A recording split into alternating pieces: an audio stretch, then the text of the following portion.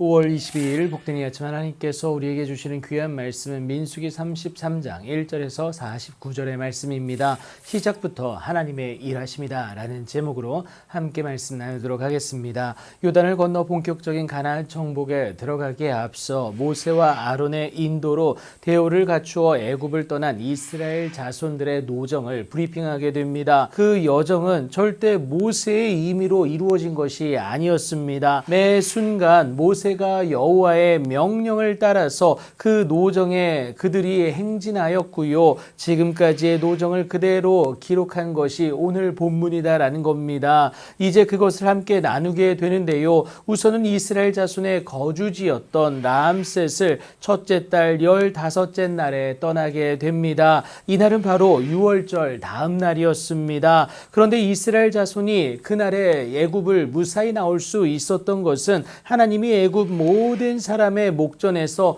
큰 권능을 행하셨기 때문에 그런데요. 그 무엇보다 10번째 재앙으로 여호와께서 그들 중에 치신 그 모든 장자를 장사함이었다라는 겁니다. 그 여정이 람셋을 시작으로 하여서 오늘 본문 5절부터 49절에 이르기까지 그 이스라엘이 머문 모든 것들을 말해주고 있습니다. 이렇게 다시금 출애굽 여정을 이스라엘 백성들로 하여금 인지하게 하신 것은 다른 이유가 아닙니다. 그 첫 번째는요, 절대 그들의 시작이 패잔병의 도망이 아니다라는 겁니다. 도망치듯 빠져나온 애굽이 아닙니다. 가족들과 함께 재산까지 챙겨 당당히 출발하지 않았습니까? 무엇보다 대오를 갖추어 애굽을 떠났습니다. 그 진영을 갖춰 나아갔다라는 것은요, 추격에 대한 두려움을 물리칠 대비가 그들 가운데 있었다라는 것을 의미하는데 바로 하나님이었습니다. 하나님의 인도하심의 은혜가 그들 가운데 있었기 때문에 어떠한 두려움도 없이 진영을 갖추어 나아갈 수 있었다라는 것이죠.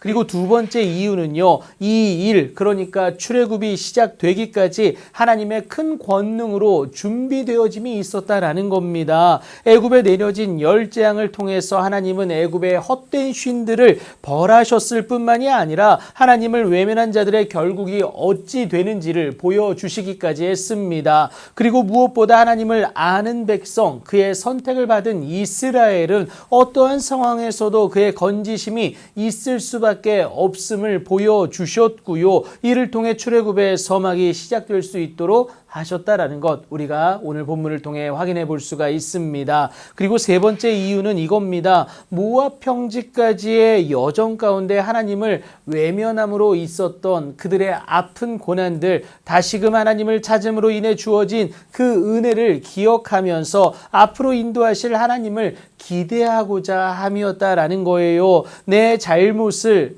여러분 들여다 볼 수 있을 때에 그 잘못을 반복하지 않을 수 있고요. 이를 통하여서 하나님께 더 가까이 나아가는 그 은혜를 우리가 누릴 수 있습니다. 더불어 여기까지 인도하신 하나님의 은혜를 기억함으로 감사할 수 있을 때에 앞으로도 가장 선하고 아름답게 인도하실 하나님의 함께하심을 누릴 수 있다는 사실을 의미하고 있습니다. 그래서 시작부터 하나님의 일하심이 그들 가운데 있었다라는 것을 당당히 말할 수 있는 것 아니겠습니까? 그 과정도 마침내 이루어질 결국까지도 하나님의 일하심일 수밖에 없습니다. 그냥 되어진 것은 하나도 없습니다. 오직 하나님의 일하심으로 인하여서 되어지는 은혜가 그들의 여정 가운데 삶의 곳곳에 있었다라는 겁니다. 여러분, 우리의 삶도 그렇지 않습니까? 이스라엘과 마찬가지로 하나님의 부르심을 받고 하나님의 선택을 받은 저와 여러분의 인생입니다.